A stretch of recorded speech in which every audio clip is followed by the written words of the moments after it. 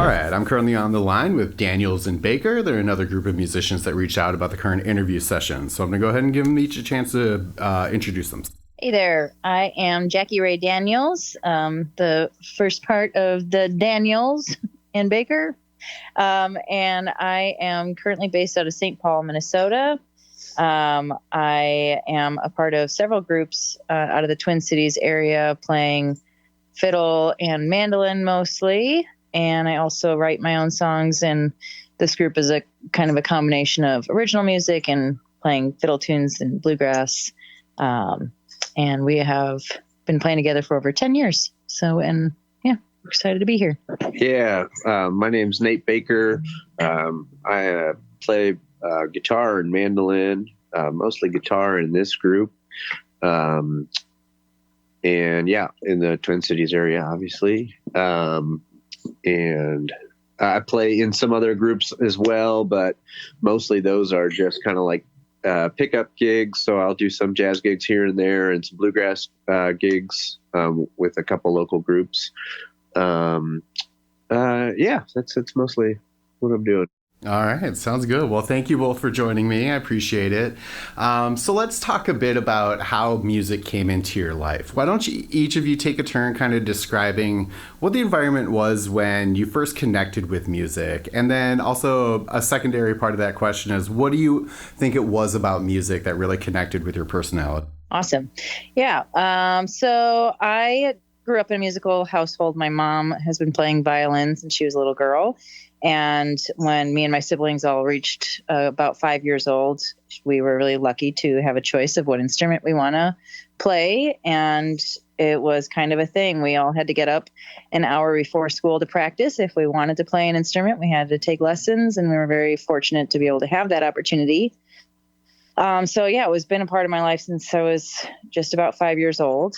And throughout school, I was able to be part of some really great orchestra programs. And so I was just really encouraged with music throughout my life. My mom still pursues music professionally as well. And so it was always kind of in my peripheral. I didn't know for sure I was going to pursue music my entire adult life, but I figured that out pretty quickly. Once I also realized that I loved to travel.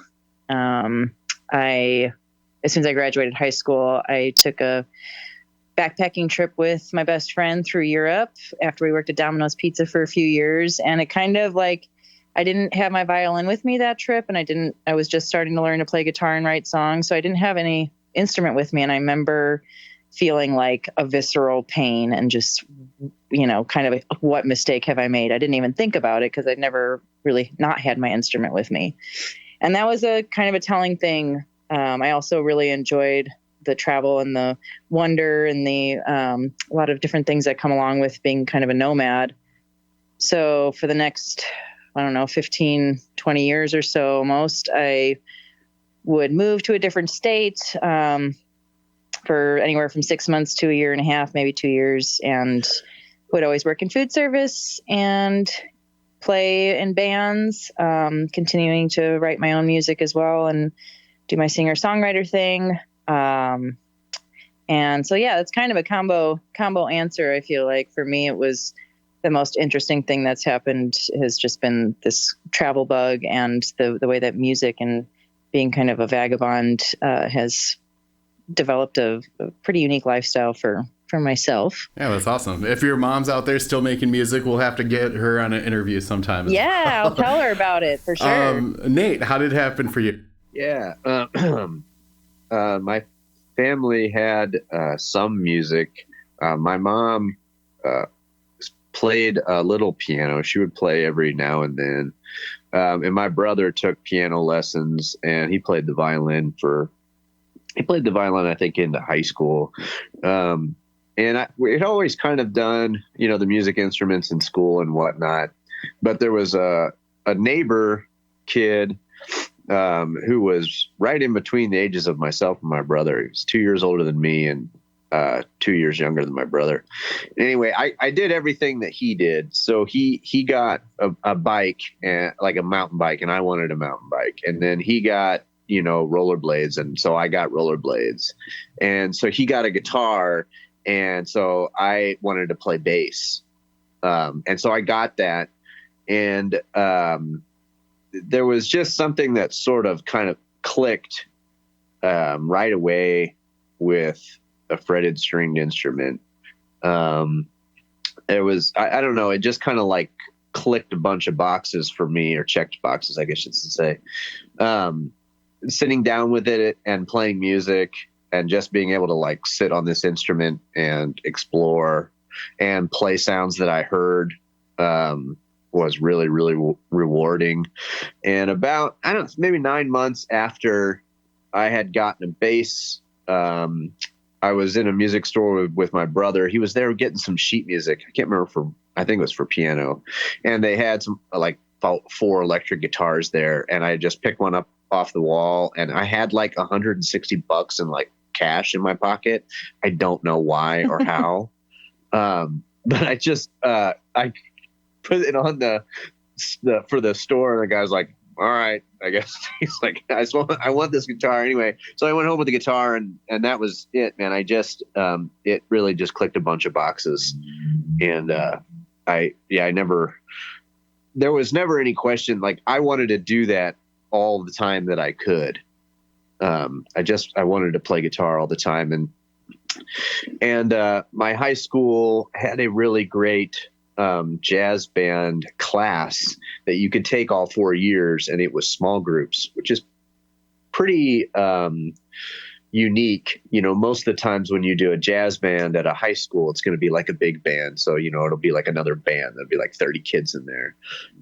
And there were a bunch of kids in the class, but we were break into small groups, and that was how we practiced. And so I got to do that for 4 years. And I think that was, I don't know if I can overstate how important that was as an experience for me, learning to play music and learning to play music with others, and learning from other people, and the friends that I made there. You know, there are at least a couple of them that are still very good friends of mine.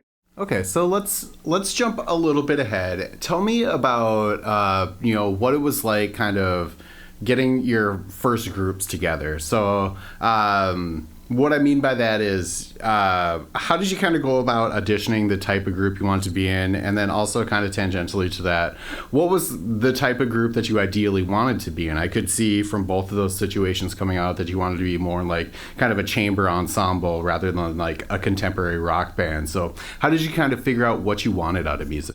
Yeah, actually, for myself, a rock band was the first thing that I did. It was with myself and 3 really good friends in high school, and we just made original instrumental rock music. And that was what we did. It was all instrumental music. I don't even think I knew that you could play covers. I didn't think I didn't think I knew that was a thing. I just thought, you got with your buddies and you made things. And that's what we did. So we wrote a bunch of instrumental stuff, and we didn't really know. All we knew, I think I thought that music was supposed to be hard to play, and that was supposed to be the reward, at least part of it. So that was a bunch of what we did, at least in high school. And then, I went and studied music at school, and after that, music has definitely turned, there's the artistic part of it, the educational part of it. When you're in a project, maybe you have artistic goals, maybe you have some sort of music that you're wanting to learn. And that's why you have that project. Maybe it's just a working group, so there's all kinds of reasons I myself would be in a group and playing with people. Awesome. Jackie? Yeah, I think right out the gate, I had already been kind of dabbling in writing songs, and was in kind of I don't know, I remember going through like a Delta blues, like really old blues phase. I knew that acoustic music was more appealing for me. Although I had one of my first bands, not first, but I guess more professional bands I was in was like in a John Mellencamp cover band. And there was elements of that were really fun, but I knew that it wasn't artistically satisfying. So I've kind of always chased, similar to Nate, a certain level of musicality, and people who are wanting to grow as musicians more than like the kind of what's the word I'm looking, like validation and like the stardom of anything. I never really found myself chasing that. It was more like, how do I make better and better music, and who wants to make original music, or like Nate was saying, kind of make something with your friends. So. Sure. So that kind of brings us to the next point of how did you guys kind of come together to create your current project? Yeah, I mean, I guess the short of the long of it is we're both in Chicago, and there were some great bluegrass jams happening, and we both had kind of merged over to that branch of music at one point or another. And Nate and I particularly were pretty hungry to pick all the time. So if there wasn't a picking party going on, we would always end up finding each other in some way or another. And yeah, we just played a bunch for a few years in Chicago, and eventually became more than just musician friends. And we've been kind of just playing music and living life for over a decade now. Yeah. Yeah. I would say, it's when you play music, like the type of music that we play, involves a certain amount of improvisation, and improvisation a lot of times gets talked about as a language. And sometimes you find people that you really like to talk with or communicate with musically, and I think that's something that we found with each other, that it was just fun to have musical conversations, and a lot of them. Mm-hmm. So I think that's definitely a big point, is just that you can play the same tune over and over and over again, but if you're having fun, you can have different conversations with the same song. Sure, absolutely. So where does that kind of bring you guys? Have you put out some albums and done a bunch of shows over those years, or are you still kind of working on that? Give me the quick rundown of what is going on in your guys' life. Yeah, the quick rundown would be that we were playing a lot in Nashville when we were living there for a few years. We had a couple different 4-piece projects, and we were able to record a really cool EP with our Daniels and Baker 4-piece there. You can find that on Spotify. And then Nate's been on every album that I've done for my own original music that I've more written about on my own. And Nate and I have written a handful of more songs together, and are just coming back to kind of touring and getting out there and playing more together. We had a dog with us for the last 15 years or so, and his last few years of his old age, we kind of stayed real close to home and didn't really gig too much together. We wanted to kind of be with him. He was our baby, so he unfortunately passed away last year, and so we're just kind of regrouping and seeing what's next in life. Yeah. So we are getting ourselves to an EP here. It's hard not to explain that part, because it was such a big part of our journey too. But anyway, we've got an EP coming out. We just recorded it over the New Year's. We're very excited about it, and we're going to do a big tour out west to see our old friends in that area of the country. Yep. So we're doing that in August this year. Yep. And the EP should be released probably early summer, late spring. Yeah. So keep an eye out for that. Yeah, that's great. Congratulations on that. That's awesome. Thank you. So where do you kind of see yourself going into the future past August? Like, what do you kind of see for this project 5 to 10 years from now? Oh, man. I think it'll always evolve. We really are committed to our art and our craft together and separately. We both have interests. Like Nate really enjoys jazz. And not that I don't enjoy it. I just don't have quite that.